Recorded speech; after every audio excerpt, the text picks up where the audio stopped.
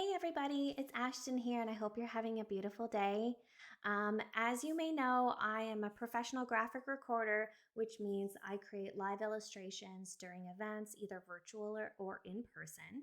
And recently, I created a quick guide that I provide to all of my clients that's called Getting the Most Out of Your Graphics After the Event. So I collected all of these things that other clients or attendees at conferences have told me on how they've used the graphics. So I made myself a bunch of notes here on sticky notes, and I'm going to go through them as quickly as possible here, just to kind of give you some inspiration on all the different ways that you can actually use all of those wonderful graphic assets that you know how well beyond the event itself. So some of them will be for events organizers themselves, and some of them might be for more attendees, but you'll see. So, in no particular order, first I'm going to talk about social media. So, I think that's probably the most popular one. People post them on Instagram, put them on Twitter, is probably the most common, as well as LinkedIn. Tag the speaker, tag me, which is nice. So posting them on social media during the event is really great, but you can also post them during after the event. Actually, I'm going to put this one here with a prompt question. There was an event a couple years ago that I loved, and they actually put them out a couple times a month and said, remember this presentation. What do you think of it now? Or have you used this, the suggestion they gave in that presentation now, like 6 months later? So social media is obviously a really big one that I could probably talk about for a long time. But I thought the prompt question was a really fun one as well. Social media, not just for posting, but banners. I love it when I see presenters after the event take it and put it as like their LinkedIn banner or their Twitter banner, which is really fun. So that's another one that goes more for social media. I think that's it out of all my little things here. Next one I'm going to talk about is website. Just putting them on your website is really awesome, of course.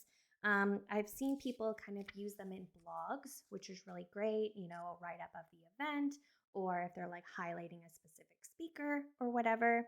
But I've also seen events on their websites as well as like create a gallery, which is really fun. So people can kind of like flip through and see them all in one space. I've also seen events use them as a lead magnet, actually putting them into an ebook and you can download it. And a lead magnet is where you put your email address in and collect people's email addresses. So they've actually used them as a lead magnet, which I thought was a really cool idea. So I think that's probably it for website stuff, unless I'm forgetting. Maybe these are just a little bit more random, but one thing I love it when people use them to share with their sponsors. It's always a good way to touch base with the sponsors of your event, be like, look at all the amazing content that came out of this event. It's also a good way to potentially get new sponsors. So if you are soliciting or you're looking for new sponsors for the next year event, you can say, hey, this is what we did at last year's event. And it really brings the conversations to life, and it might spark the sponsors to go, hey, this looks like a really cool event. Maybe it's something that we want to sponsor. So don't forget about your sponsors and sharing them with them after the event is really important. Using them in presentations or like in a slide deck, this I find I've gotten more feedback from people who've attended events. They've made sure that they've shown the graphics to their supervisor who maybe gave them the thumbs up to attend the conference. So they show them after the event and say, hey, look, I thank you for letting me attend this event. This is what I learned. Here's like the content that came from it. And sometimes people have to make presentations about a conference that they went to. So that's really fun. One time, a couple years ago in person, someone told me that they had to make one of these presentations. And as the people were coming into the room, they had the graphics up on a screen and the graphics were rotating. So people had something to look at while they were waiting for the presentation to start. So I thought that was a really cool idea. Promote next year's event. So this could probably go with like the website and social media and stuff like that. But promoting next year's event, it's always a good way to remind people like, hey, remember our event from last year? This is what we talked about. Wasn't it fun? And I find people, I had someone tell me a couple years ago as well that they were sick and they couldn't attend the event one year. And then I saw them the next year because I had done the event 2 years in a row. And they said that they were home watching, seeing like the posts on Twitter and the graphics and stuff. And they really had sort of like that FOMO of like fear of missing out. And they were really bummed because they got to see all the graphics online, and it really helped solidify that, like, yes, next year I have to try to make sure I'm not sick so I can attend the event. So I thought that was really cool. So just promoting the event in general is really awesome.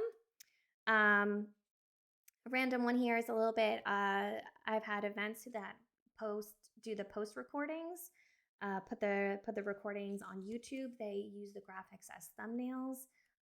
Was just talking with a client about they're like collating them all on like a course platform, and so they're going to use all the graphics as like the thumbnails for like the courses, which I thought was really cool.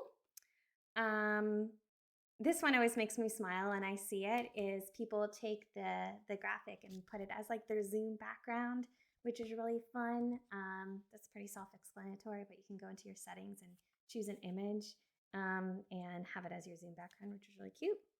You could have it as your desktop background or a phone background, which is fun. You can mention it in a podcast if your event or a company that you work for or whatever has a podcast. You can mention it and then post the graphic. Maybe it might encourage people to go to your website once they hear about it because they'll want to see what the graphic looked like. So there's that. And mentioning it in a newsletter, posting a graphic, posting one or two of them, and just saying like, hey, this was the event.